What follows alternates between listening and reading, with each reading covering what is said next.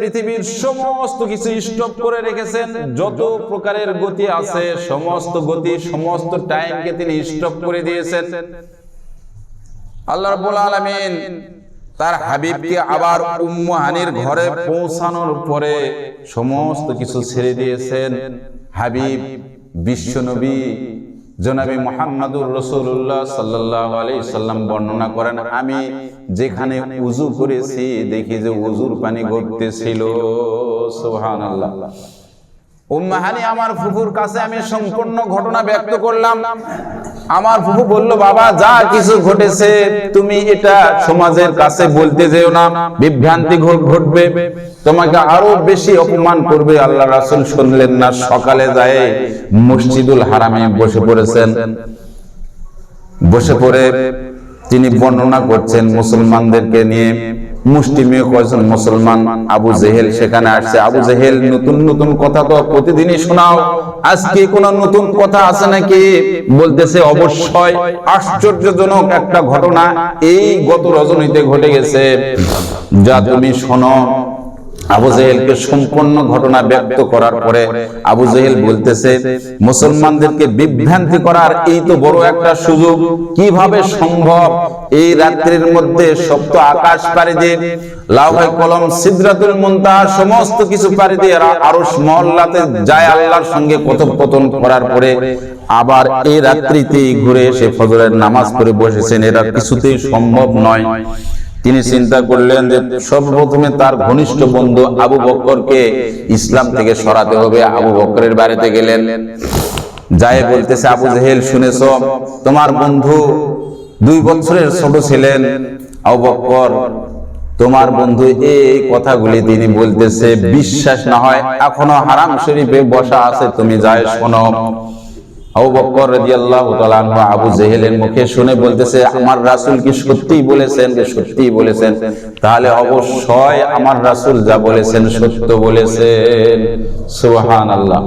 এরপরে আবু বকর সঙ্গে আসলেন, আবু জেহেলের সঙ্গে এসে আল্লাহ রাসূলকে সালাম দিয়ে দেখেন আল্লাহ রাসূল সেখানে বসা আছেন। সমস্ত কিছু ঘটনা নতুন করে শুনলেন। শোনার পরে আবু বকর বললেন যে, ইয়া রাসূলুল্লাহ, ইয়া হাবিবাল্লাহ, আপনার মেরাজ ঠিক হয়েছে, আপনার মেরাজ সঠিক হয়েছে, এতে কোনো সন্দেহ নাই। সুবহানাল্লাহ। আল্লাহ রাসূল বললেন, আবু বকর তুমি আজ থেকে শুধু আবু বকর নয়, তুমি সিদ্দিক হিসাবে আখ্যায়িত হলে। সুবহানাল্লাহ। এক কথাই যিনি মেনে নিয়েছেন, সিদ্দিক।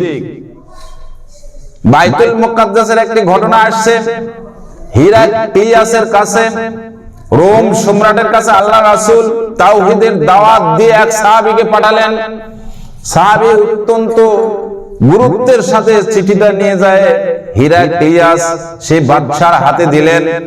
বাদশা খুব বুদ্ধিমান ছিলেন, রোম সম্রাট, পারস্যের সম্রাট, বড় বড় বুদ্ধিমান ব্যক্তিরা তারা যখন হাতে চিঠি পেলেন, চিন্তা করলেন যে আরবের কোন লোকজন আমাদের এখানে বাণিজ্যের জন্য এসেছে কিনা। খুঁজে দেখা গেল আবু সুফিয়ান সহ বেশ কিছু কাফেলা, তাদেরকে আনা হলো। হিরাক্লিয়াস বাদশা বলতেছে, তোমাদের মুহাম্মদ নামে একজন ব্যক্তি নাকি এই কথা বলতেছে, আমার কাছেও দাওয়াত পৌঁছাইছে, এই ব্যাপারে তোমাদের কি অভিমত? তোমরা তো তার সঙ্গে থাকো, উঠা বসা করো, তোমাদের কি অভিমত?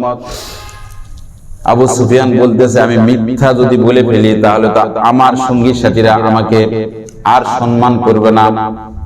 আমি চিন্তা করতেছি কোন ঘটনাটা তুলে ধরলে হিরাক্লিয়াস তাকে একেবারে কটাক্ষ করবে। চিন্তা করতে করতে আবু সুফিয়ান মনে করলো যে ঠিক আছে, এই মিরাজের ঘটনাটাই আমি রোম সম্রাটের কাছে তুলে ধরি। সমস্ত ঘটনা তিনি ব্যক্ত করতেছেন, আবু সুফিয়ান, হিরাক্লিয়াস বাদশা শুনতেছেন।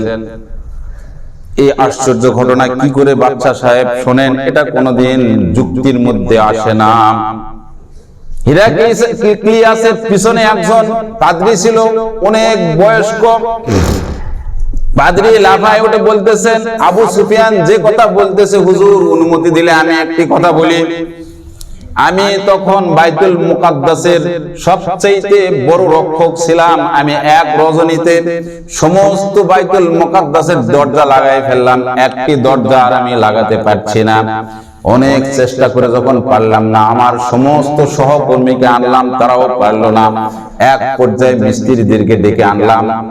ডেকে আনার পরে মিস্ত্রিরাও অনেক চেষ্টা করে দেখলো যে সমস্ত দরজার উপরের যে ভাতটা দরজার উপরে পড়েছে। মিস্ত্রিরা বললো যে সকাল পর্যন্ত অপেক্ষা করুন, আমরা সকালে আসে ঠিক করে দেব।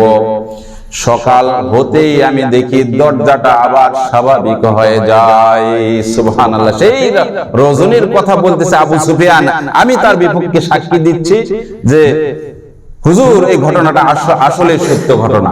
তার পিছনে পাদ্রী সত্য ঘটনা প্রকাশ করেছেন। সুবহানাল্লাহ। এই মিরাজ সম্পর্কে আমি যা বুঝেছি অত্যন্ত একটা সত্য এবং সঠিক ঘটনা সূরা জুমারের আয়াত থেকেও প্রমাণিত হয়। আর আল্লাহ রাব্বুল আলামিন যদি আত্মিকভাবে স্বপ্নযোগে যদি হয়, তাহলে আল্লাহ রাব্বুল আলামিন এখানে আব্দুন শব্দ ব্যবহার করতেন না। আবদি, সুবহানাল্লাযী আসরা বিআবদি, আমি আমার বান্দাকে বাইতুল্লাহ থেকে বাইতুল মুকাদ্দাস পর্যন্ত সফর করাইছি। আবদি, আমার বান্দাকে। আব্দুন শব্দ দ্বারা তাফসীর কারকগণ বলেন, আব্দুন শব্দ দ্বারা শুধু আত্মাকেই বোঝায় না, গোটা একজন মানুষকেই বোঝায়। সুতরাং আল্লাহর রাসূল যে সশরীরে আল্লাহ পাকের সঙ্গে সাক্ষাৎ করেছেন, এই ব্যাপারে কারো দ্বিমত নেই। যত প্রকার আহলে সুন্নাত ওয়াল জামাতের ব্যক্তি আছে সবাই একই সাক্ষ্য দিবে। হযরত ইবনে কাসির রাহমাতুল্লাহ আলাইহি 25 জন সাহাবী থেকে রিওয়ায়াত করেছেন। সকালে আমি পড়েছি 25 জন রাবী সাহাবী থেকে তিনি রিওয়ায়াত করেছেন যে মিরাজের ঘটনা সম্পূর্ণ ক্রমে সশরীরে হয়েছে। বলেন সুবহানাল্লাহ।